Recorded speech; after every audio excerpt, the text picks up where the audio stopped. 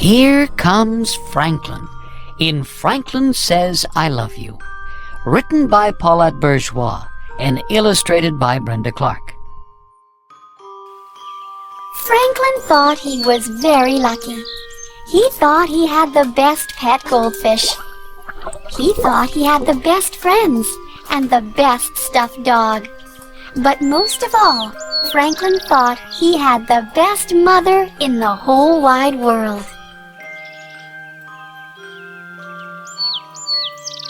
Franklin's mother baked fly pie just for him. Franklin's mother played catch, even when she was busy.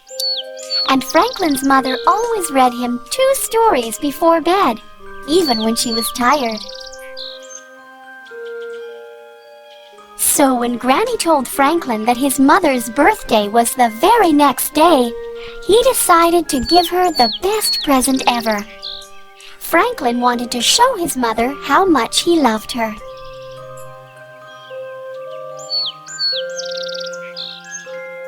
Every year, Franklin made a birthday present for his mother. She had loved her macaroni necklace. She had hung Franklin's self-portrait on the wall. She had even worn her birthday hat shopping. This year, Franklin decided to buy his mother something fancy. He emptied his piggy bank and went to town. Franklin looked in all the stores, but everything cost too much. How can I show my mother I love her, he wondered, without a fancy present?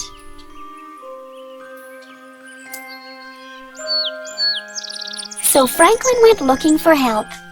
He walked along the path and over the bridge until he came to Bear's house. "Bear," said Franklin, "how can I show my mother I love her without a fancy present?" "I always make my mother breakfast in bed," said Bear. But Franklin's mother had told him that she didn't like crumbs in bed. Franklin walked through the berry patch until he came to Snail's house. "Snail," said Franklin, "how can I show my mother I love her without a fancy present?" "I always bring my mother flowers," said Snail.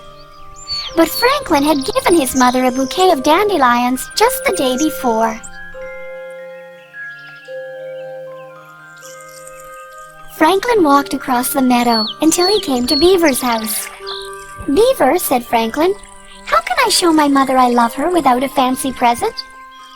"I always draw my mother a picture with hearts and flowers and X's and O's." "X's and O's?" asked Franklin. "Kisses and hugs," explained Beaver. But Franklin always hugged his mother when he came home from school, and he kissed her every night. Franklin walked around the pond until he came to Goose's house. "Goose," said Franklin, "how can I show my mother I love her without a fancy present?" "I always make my mother some pretty jewelry," said Goose. But Franklin's mother already had a macaroni necklace and a string of pearls. Franklin was tired and hungry. He walked all the way home. His mother's birthday was the next morning, and Franklin still didn't have a present.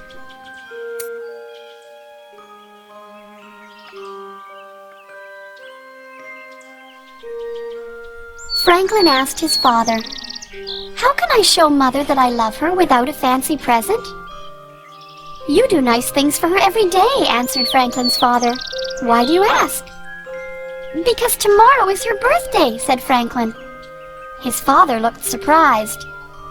"Why don't you and your sister make her a card?" he suggested. "I'll run to the store."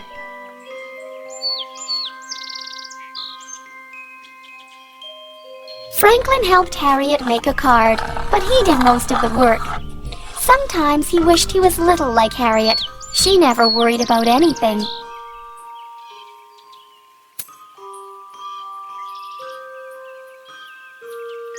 Early the next morning, Franklin had an idea. He would do everything his friends suggested. He made his mother a pretty brooch.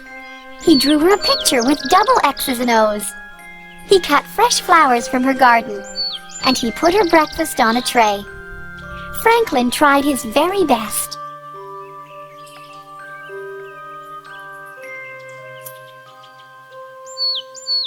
Franklin and Harriet sang happy birthday to their mother. Then she ate her breakfast in bed and brushed away the crumbs. She pinned her brooch on her pajamas. She said she loved Harriet's card, Franklin's picture, and the toolkit from Franklin's father. "You've made this a wonderful day," said Franklin's mother. But Franklin wasn't finished giving presents. He had planned one more thing, something he'd thought of all by himself.